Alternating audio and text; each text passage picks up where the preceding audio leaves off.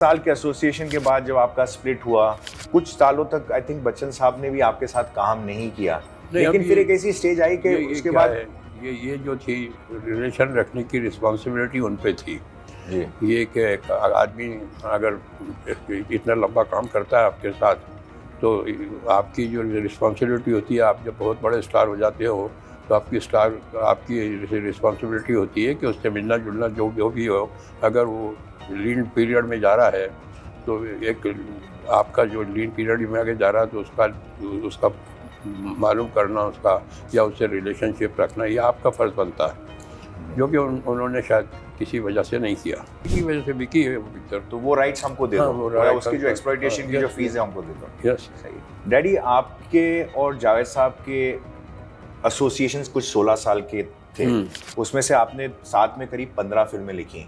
उन 15 फिल्मों में से आपने करीब 9 फिल्में अमिताभ बच्चन साहब के साथ की, और उनकी पहली फिल्म जंजीर थी।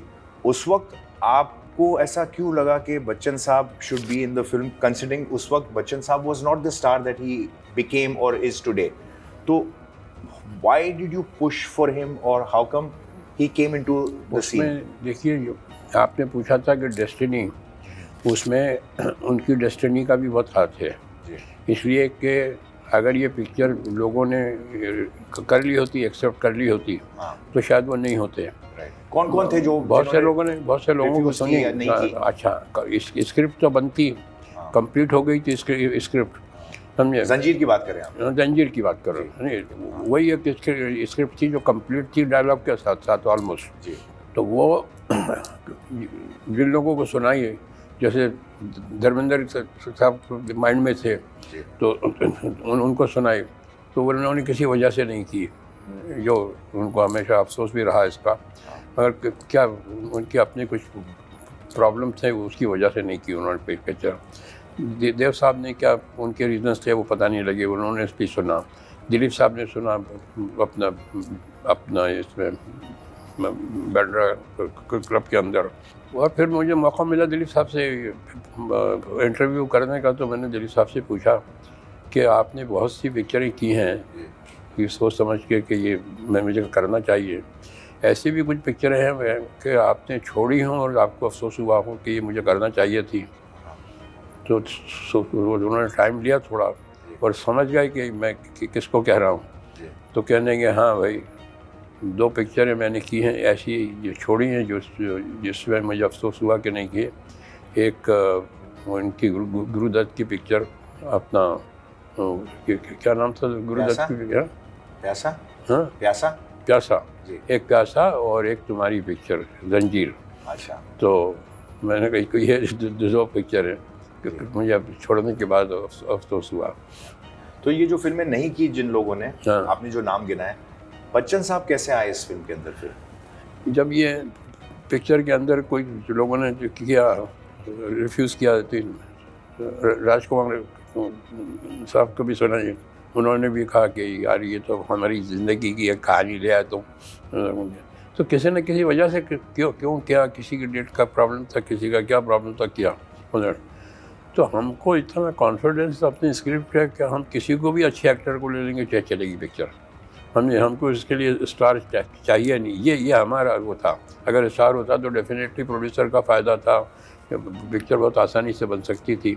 तो दैट कॉन्फिडेंट आई हैड कि ये अमिताभ बच्चन को ले लो, इसलिए कि इस मामले में मेरा थोड़ा मैं। और उनका सिलेक्शन कैसे हो जब इतने बड़े नामों ने रिफ्यूज किया और आपको समय लगा? तो जब आपको लगा कि स्क्रिप्ट तो बनानी थी, स्क्रिप्ट तो सबको अच्छी लगती थी, पसंद आती थी, जिसको समझ थी उसको। तो जब ये हुआ तो किसी को तो लेना ही था ना। तो उस ज़माने में ये भी आए थे, नए आए थे एक्टर थे, तो एक्टर तो अच्छे थे ही, इसमें तो कोई शक नहीं। आवाज़ अच्छी थी, पर्सनैलिटी भी थी, वो सारी चीज़ें तो सूट करती थी। बाकी ये था कि इनके पिक्चरें जो फ्लॉप हुई वो ऐसी फिल्में अच्छी नहीं थी, इसलिए फ्लॉप हुई हैं। तो अब वो एक्टर को ब्लेम लेना पड़ता है कि एक के बाद जैसे 11 पिक्चर फ्लॉप हो गई थी तो ना, और all that, and he had already decided to leave the industry and go on. But उस टाइम के ऊपर, राइट टाइम के ऊपर वो जंजीर आ गई, और वो जंजीर जो चली है तो वो तो उसको उसका तो अंदाजा ही तो नहीं। कहीं ना कहीं जाके उनका जो सिलेक्शन हुआ या जो फेथ आया आपको उनमें, तो किसने डिसाइड किया था कि भाई इनको लेना चाहिए? बड़ी हम दोनों ने बड़ी स्ट्रांगली वो किया कि ये ही विल डू इट। तो प्रकाश मेहरा साहब का उस वक्त प्रकाश मेहरा साहब के पास एक्सेप्टेबिलिटी थी, रेजिस्टेंस था या क्या था? नहीं, उन्होंने भी सोचा कि he is right, ideal for that role. वो भी नहीं, ये कोई स्टार तो थे नहीं उस टाइम के ऊपर, बल्कि on the contrary picture flop हो रही नहीं, तो कोई लेने को तैयार नहीं था। तो इसलिए प्रोड्यूसर के अगर लेता तो ऐसे टाइम लेता ना, ऐसे इस वजह से कि भाई मेरी पिक्चर बिकेगी। तो इनके साथ ये फियर था उस टाइम के ऊपर, बिकॉज इनकी पिक्चर नहीं चल रही थी। मगर ये कि हमें बहुत ये था कि हमारी स्क्रिप्ट चलेगी, समझे आप।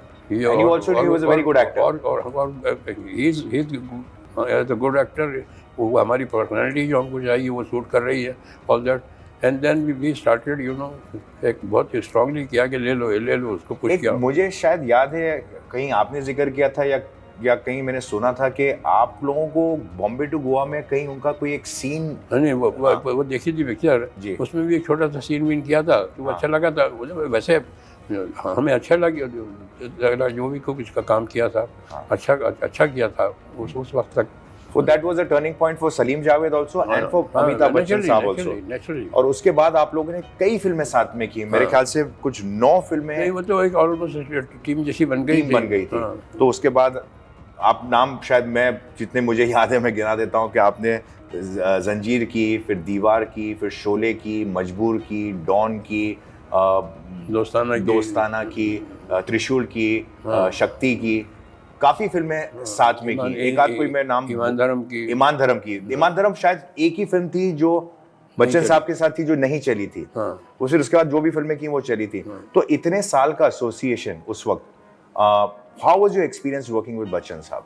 नहीं, एज एन एक्टर तो उसको कोई शिकायत नहीं थी। मतलब ये कि ही वाज वेरी प्रोफेशनल, काम अच्छा करना। And you think he also contributed, समझ के करना, and contributed to your scripts which you felt were good scripts? He would help in justifying those roles. Justify हमारा जो चॉइस था उसके लिए। और हम कोई ऐसी दोस्ती में भी नहीं करते थे कि इसी कि ले लो। मतलब हमको लगता था कि ये he will deliver the goods, right? तो हम स्ट्रांगली उसको पुश करते थे। तो इतने साल के एसोसिएशन के बाद जब आपका स्प्लिट हुआ तो कुछ सालों तक आई थिंक बच्चन साहब ने भी आपके साथ काम नहीं किया, लेकिन फिर एक ऐसी स्टेज आई कि उसके बाद ये जो थी रिलेशन रखने की रिस्पॉन्सिबिलिटी उन पे थी जी। ये कि एक आदमी अगर इतना लंबा काम करता है आपके साथ, तो आपकी जो रिस्पॉन्सिबिलिटी होती है, आप जब बहुत बड़े स्टार हो जाते हो तो आपकी रिस्पॉन्सिबिलिटी होती है कि उससे मिलना जुलना जो भी हो। अगर वो लीन पीरियड में जा रहा है तो एक आपका जो लीन पीरियड में आगे जा रहा है तो उसका मालूम करना उसका, या उससे रिलेशनशिप रखना, ये आपका फ़र्ज़ बनता है, जो कि उन्होंने शायद किसी वजह से नहीं किया।